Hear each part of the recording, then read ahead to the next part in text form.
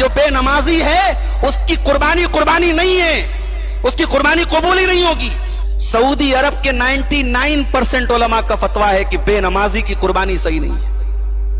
ہم لوگ بیان کریں گے تو بوال ہو جائے گا، بوال ہو جائے گا بھائی صاحب۔ علماء کا فتویٰ ہے کہ جو بے نمازی ہے اس کی قربانی قربانی نہیں ہے، اس کی قربانی قبول ہی نہیں ہوگی۔ علماء کہتے ہیں کہ سال کے 360 دنوں میں یہ جو 10 دن ہیں، ذی الحجہ کا چاند نکلنے سے لے کر کے بقرعید والے دن تک، یہ 10 دن سال کے سب سے بہترین 10 دن ہیں۔ رمضان کا مہینہ بھی ان 10 دنوں کا مقابلہ نہیں کر سکتا، معاف کیجیے۔ رمضان کے آخری عشرے کی 10 راتوں کی فضیلت ہے، لیکن دن یہ 10 افضل ہے۔ اللہ کے نبی کی بڑی واضح حدیث ہے کہ ان 10 دنوں کی نیکی، ان 10 دنوں کی عبادت سال کے کسی اور دن میں کی جانے والی عبادت ان 10 دنوں کی عبادت کا مقابلہ نہیں کر سکتی۔ اب ذرا آپ جا کے دیکھ لیجئے میرے بھائی کہ ہمارا ان 10 دنوں میں ہمارا حال کیا ہے۔ 9 ذی الحجہ کی تاریخ، عرفہ کا دن، اللہ کے نبی فرماتے کہ عرفہ کے دن کا روزہ، ایک روزہ رکھنے سے 2 سال کے گناہ مٹ جاتے ہیں۔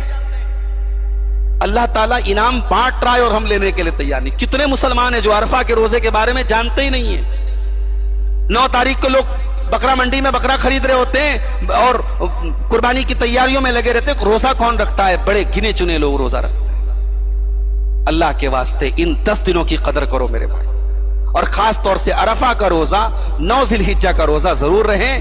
اپنے اہل و عیال کے ساتھ ایک ماحول ایسا بنا دو لگے کہ رمضان کا مہینہ ہے۔ سارے گھر والوں کو سحری میں اٹھاؤ، پورا اہتمام کرو روزے کا، ایسا لگے کہ ہاں یہ اللہ کے رسول کا، یعنی اتنی فضیلت تو کسی روزے۔ 2 سال، 1 سال آئندہ اور 1 سال پچھلے 2 سال کے گناہ مٹ جاتے ہیں عرفہ کے روزے سے۔ تو قربانی کا جو مقصد ہے وہ آج ہم بھول گئے میرے بھائی۔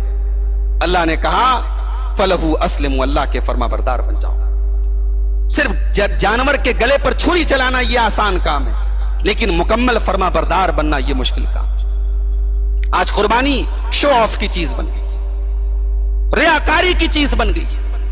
قربانی کرنے والے اپنے جانوروں کی اتنی نمائش کرتے ہیں، اتنا بینا بانٹتے ہیں، اتنی تشہیر کرتے ہیں کہ اللہ کی پناہ ہے۔ ارے بھائی ٹھیک ہے، کوئی تھوڑا اچھا جانور لے آیا، کچھ تھوڑا اپنی حیثیت کے مطابق کمزور لے آیا، بھائی لاؤ، جو لائے ہو لا کے ذبح کرو، یہ شو آف کیوں کر رہے ہو؟ صاحب میں تو فلاں جگہ سے بکرا لایا، میرا بکرا تو یہ ہے، میرا بکرا تو وہ ہے۔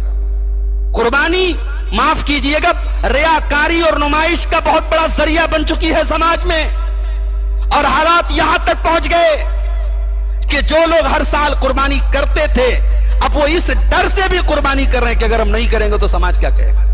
ارے سماج بھاڑ میں جائے، سماج، اس سماج کے چکر میں کتنے حرام کام ہو رہے ہیں اور اس سماج کے چکر میں کتنے حلال کام نہیں ہو رہے ہیں۔ سماج کے چکر میں پڑے ہو، اللہ کو راضی کرو۔ ایک مرتبہ حضرت امیر معاویہ نے حضرت عائشہ کو خط لکھا، کہا اماں عائشہ کوئی نصیحت کر دیجیے، ام المومنین کچھ نصیحت کر دیجیے۔